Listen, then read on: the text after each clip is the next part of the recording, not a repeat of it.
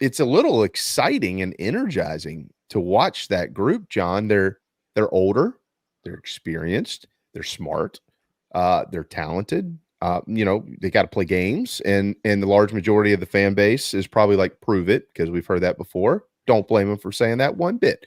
But of the collectively of the players they've had around here over the last few years, it's hard pressed to think that there's a group overall. It's deeper, at least, than this one. Well, so I've been preaching it on here. This D line that we have this year coming up for this season has a chance to be a special group.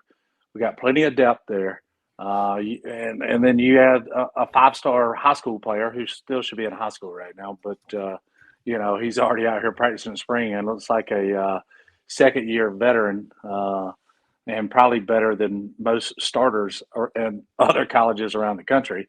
Um, they're super deep. There's a ton of talent there. I mean, that whole D line is just littered with, you know, I know a lot of people like to look at the recruiting stuff. It's littered with 4 and 5-star players all on it, and they have so much talent.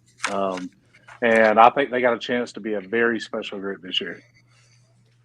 A name that I don't think has been mentioned enough, and again, you made the point earlier, and you're spot on. You made it last week too. It's a spring game. Let's calm down. But there are things that you can take.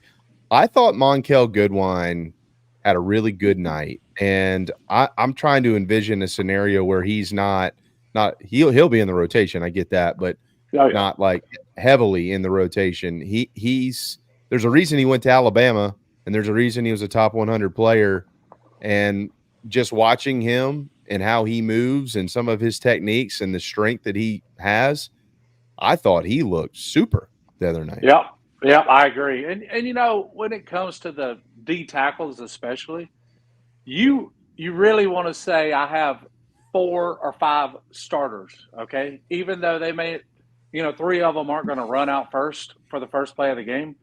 But if you can get 4 or 5 solid guys that are all kind of as good as each other, and if you have that rotation in college football at the defensive tackle position, that's how you win lots of games right there. That's how you win lots of games.